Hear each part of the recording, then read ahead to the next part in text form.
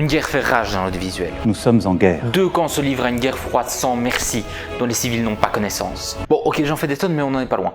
Reprenons depuis le début, et surtout, regardons les faits. Premièrement, qu'est-ce qu'un mojo? C'est l'abréviation de mobile journalisme, donc journalisme mobile en français, donc en gros les journalistes qui tournent à l'iPhone. Et oui, les caméras des téléphones sont meilleures chaque année, ce qui fait qu'à force elles sont parfaitement utilisables en télévision. Du coup les chaînes de télé ont fait des tests pour voir si c'était parfaitement utilisable dans le cadre d'une production normale de télévision, et la réponse était oui. Prenons le cas de BFM TV qui était parmi les premiers à utiliser en masse les iPhones, en tout cas en France. En fait c'est très avantageux pour eux, car au final leur but c'est de donner de l'info le plus vite possible. Déjà ils peuvent faire un direct depuis leur téléphone, ils ont qu'à utiliser une application dédiée qui envoie les images directement jusqu'en régie pour pouvoir les mettre à l'antenne. Et puis pour les reportages, ils utilisent leur iPhone comme caméra avec une application caméra spéciale qui permet beaucoup plus de contrôle sur la caméra qu'avec l'application appareil photo classique. Et puis pour le montage, il n'y a même pas besoin de transférer les images sur un ordinateur vu qu'on peut directement monter sur l'iPhone. Il y a des applications dédiées qui permettent de faire le montage directement sur l'iPhone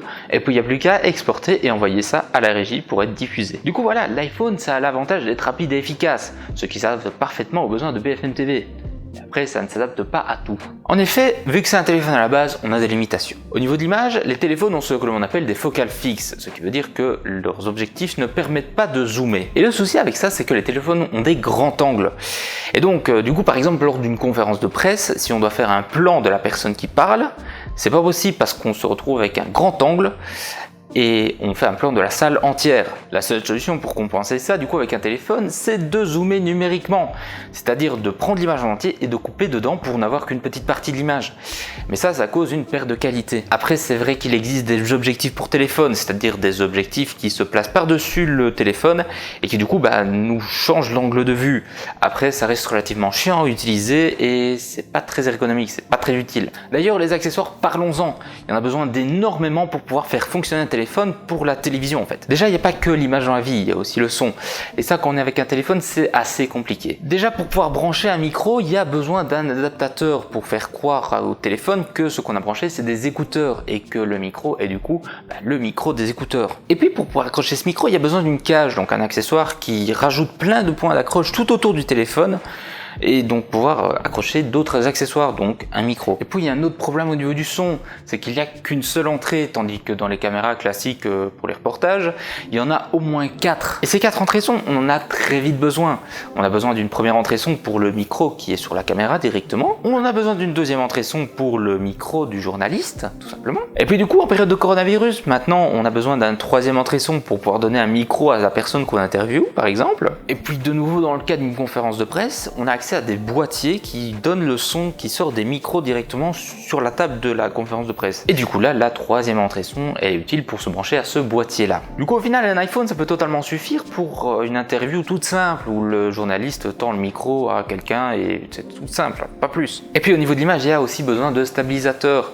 L'image sinon elle est pas très agréable à regarder parce que ça tremble dans tous les sens et c'est dégueulasse. Pourquoi est-ce que ça tremble le temps? Et bien c'est parce qu'au niveau des muscles, c'est pas extrêmement ergonomique de tenir un truc léger au bout du bras et donc au niveau des muscles de la main, c'est pas ouf. Contrairement à une caméra traditionnelle qui, elle, vu qu'elle est posée sur l'épaule, le poids agit comme un stabilisateur et du coup l'image est parfaitement stable. Et du coup, c'est quoi cette guerre dont je vous ai parlé au début? En fait, depuis que les téléphones se sont déployés de plus en plus dans les télévisions, il y a 2 camps qui se sont formés. D'un côté, on a des gens qui sont totalement contre et qui expliquent que l'iPhone, c'est pas fait pour filmer.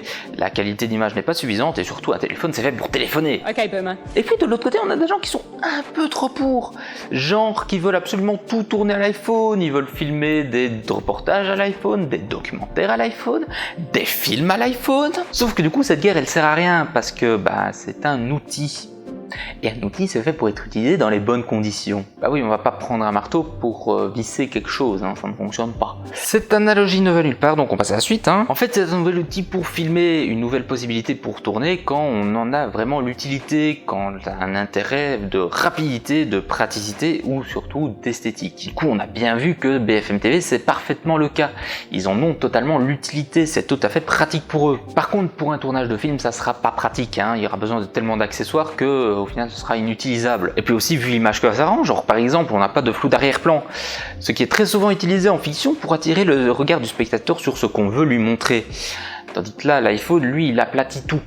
tout est net partout. Du coup, dans ce cas-là, utiliser un iPhone, c'est pas ce qu'il y a de mieux, ça rend l'image totalement illisible. Pour l'anecdote, je me rappelle d'un séminaire où il y avait un mec fan de Mojo, tout se tournait au Mojo, tout devait se tourner au Mojo, dans 5 ans on ne tournait plus qu'à l'iPhone. Et donc en fait le mec il nous montrait une vidéo pour nous montrer qu'il y avait parfaitement moyen d'avoir du flou d'arrière-plan en tournant à l'iPhone. Sauf que du coup la vidéo il y avait littéralement que des brins d'herbe grands comme ça, à 30 mètres de l'iPhone, et c'était tourné avec un objectif grand comme ça, au bout de son iPhone. Donc en gros le truc il zoome à l'autre bout de la planète, tu utilises ça dans un tournage de film, tu vois juste les narines de l'acteur, donc on va arrêter les conneries 5 minutes et on va assumer que l'iPhone il aplatit tout.